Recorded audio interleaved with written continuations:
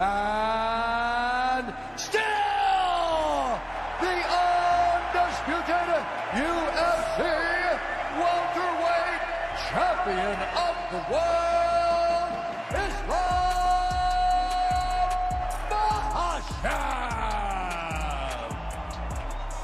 Makhachev. Россия, доказали, что мы номер один в мире. Все рекорды мы побьем.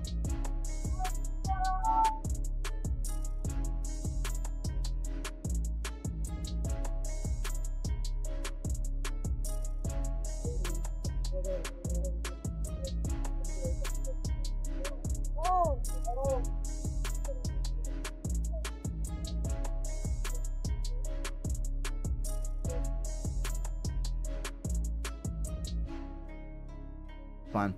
Just boring fuck, dude. He landed a head kick in round 2, and other than that, he did nothing! For 20 minutes! He did fucking nothing! That's the truth! Zero! He caught him with a head kick in round 2, and other than that, he did fucking nothing! The whole fight! There we go!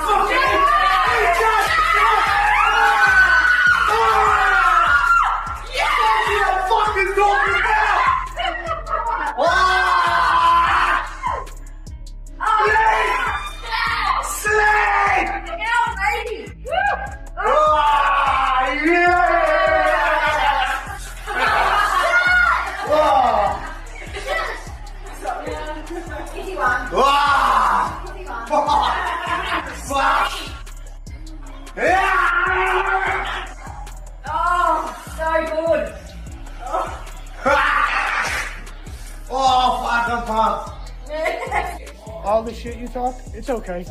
You make sure you back it up. No, I know. I don't know. Whatever story you made up about meeting me, I've never encountered that story. You know that, right? Okay?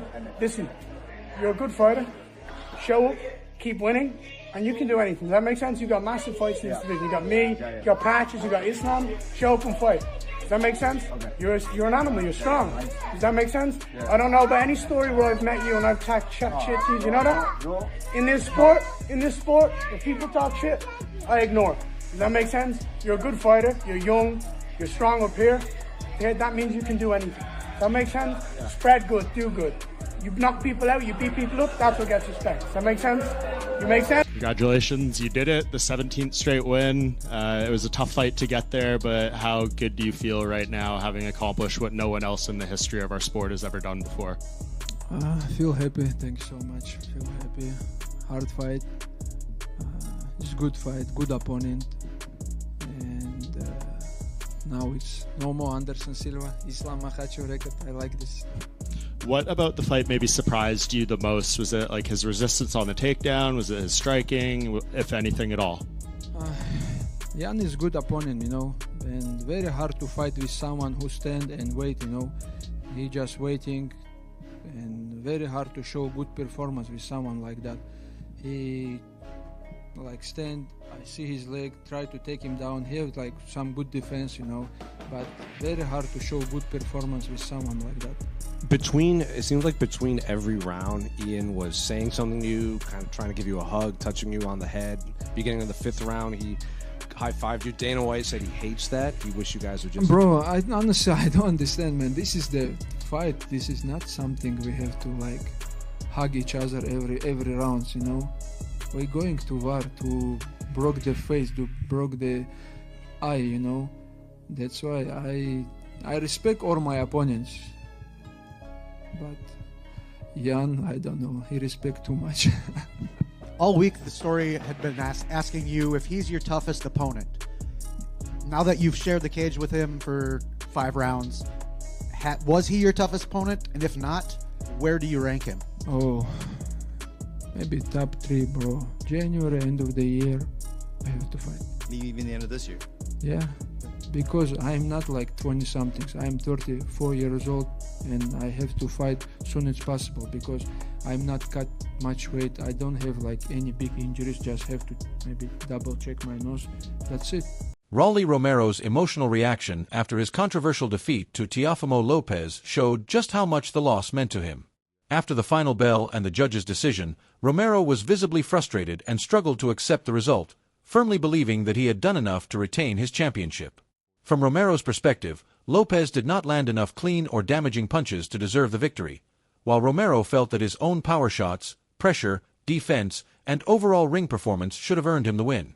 The close nature of the contest only made the controversy bigger, especially because one judge scored the fight even while the other two gave Teofimo Lopez the advantage. Romero's reaction was not simply about losing a title.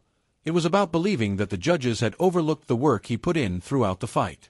He argued that he avoided many of Lopez's clean shots and pointed toward the And even when Islam Makhachev is challenged, I feel like my scorecard always says 4-1 and looks like he still finds ways.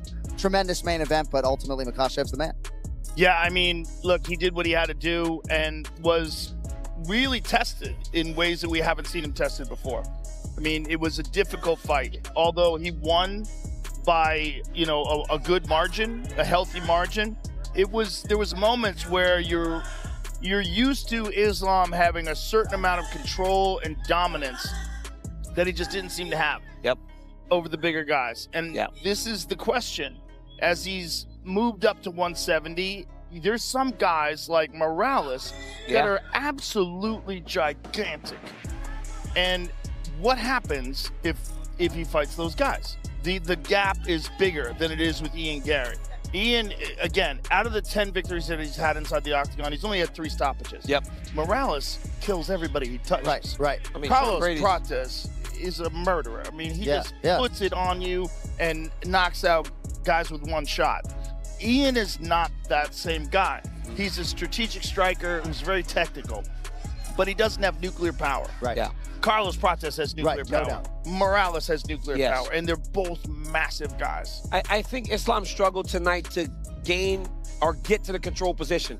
When he finally did in round 5, he was able to keep him there like we're used to seeing. But Ian Garry was so well trained, he made it difficult for him. Now, he broke that record. There was a lot of pressure tonight, right? There was getting past Anderson Silva. There was defending the second belt. Because think about this. All those 2 division champions, only I had defended the belt in both. But now Islam has. He told me that the other day. I break another one of your records. There was a lot of things that were on the line tonight, and that might have played a part. But he did look more beat up and more tired today. That was hats off to the team of Ian Garry. Khabib and I spoke last week, and he came after the fight. And I said, you said, and we spoke about this guy was the most dangerous. At least right now. Because of his length and his size and knowing he was from a great team, and he was like, yes, but he did really well. It was a hard fight, though. But I think he needed that.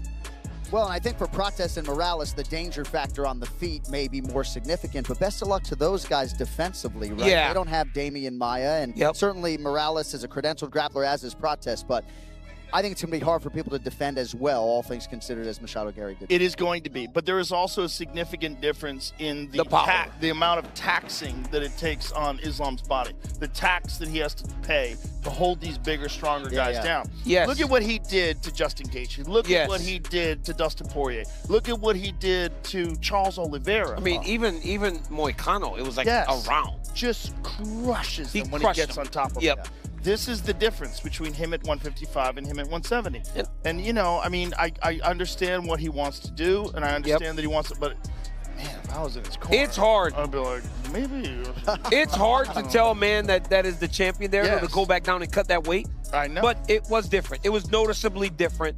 The welterweights are going to be much more difficult for him, and he's going to have to just keep improving.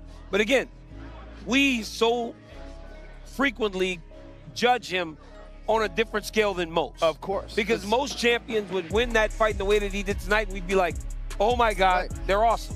But Islam is just different. The moments when his own punches appeared to have the greater impact. One of the most talked about sequences came when Romero landed a powerful right hook and followed with a combination that forced Lopez down to his knees, although the referee did not officially score it as a knockdown. For Romero and his supporters, that moment became important evidence that his punches were doing more damage. However, Lopez's supporters had a different argument. Teofimo remained active, continued throwing combinations, managed the distance, and appeared to take control during several later rounds. The official punch statistics also gave Lopez an advantage in total punches landed, providing a major reason why 2 judges believed he had done enough to become the new champion. This created a classic boxing debate between effective power punching and overall activity, with fans divided over which fighter actually controlled the fight. Romero's frustration became even more understandable when considering what was at stake. I think that, this is my honest opinion on it. I felt like tonight was set up for the upset. I felt like the upset could happen tonight with so much on the line, all the records that Islam has, and he's going to break Anderson Silva's record. There's weight classes for a reason. Ian Garry is a big, rangy, strong guy who has great takedown defense. I mean, if you look at his takedown defense tonight against Islam, it was impressive. I felt like, I think that Ian is a talented guy. If he had even an ounce of killer instinct in that 5th round, he had been beating him to the body. Islam's whole, I think, right side was beat up. His face was beat up. You don't come out and hug and shake hands in the fight. That shit drives me fucking crazy when there's so much at stake, and there's also a lot of mental gamesmanship, whatever you want to call it in this game. You come out in that 5th round with a flying knee or something crazy and you try to finish the fight. I think that this is one of those fights that Ian will go back and watch and say, fuck, wish I could do that over again. Would you agree, going into the 5th round, it almost looked like Ian was actually the fresher man, like Islam had more? 100%. And, if he came out and tried to destroy and win that last round, with everything that he had, I think it's a totally different fight. And then he gives Islam that explosive, he exploded up and got his back, and once he took his back and put the hooks in, that was a wrap. That he's going to ride that out till the round ends. I felt like this. But, that's how I felt. But on the Islam side, Islam went out, it's the complete opposite now.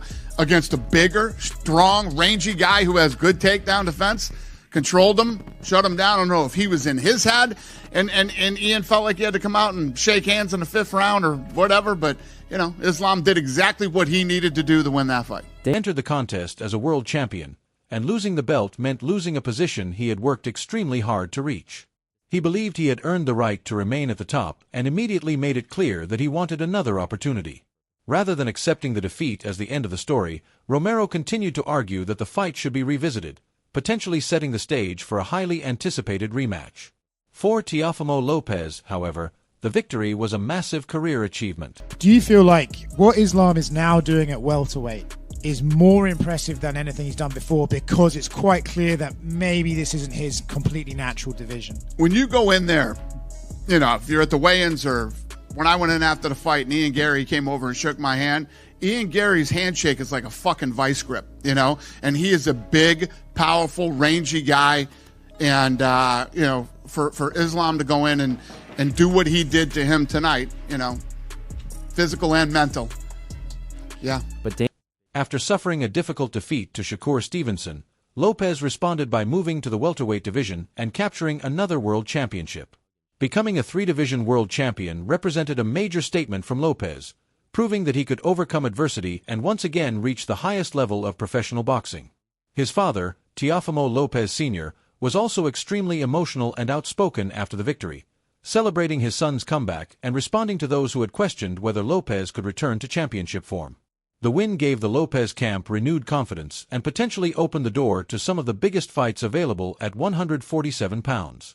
Shakur Stevenson also acknowledged Lopez's achievement, congratulating him on becoming a 3-division world champion despite. Do you feel like Ian's too nice to his opponents? At the press conference, he wanted to build Islam up. He's been nice about him all week. I think that Ian's a classy guy is what I think. And, he always shows class. He did, before the fight, he goes over and shakes, all the corners' hands and all that stuff. It's great. But when that fucking bell rings, you got to switch. You got to switch all that shit off and go. And you definitely got to do it in the 5th round after he fought a great fight against Islam, who, everybody in this room and everybody else is saying, well, we might start talking about GOAT. You don't go shake the fucking GOAT's hand going into the 5th round. You come out to fucking annihilate him. While Rolly Romero leaves without the belt, but with something equally powerful: motivation to come back stronger and prove his critics wrong. The story may not be finished yet, because one controversial decision can sometimes create an even bigger fight the second time around. If you enjoy the latest boxing news, fight reactions, championship updates, breakdowns, predictions, and behind-the-scenes boxing stories, make sure to like this video, subscribe to the channel, and turn on notifications so you never miss our next boxing update.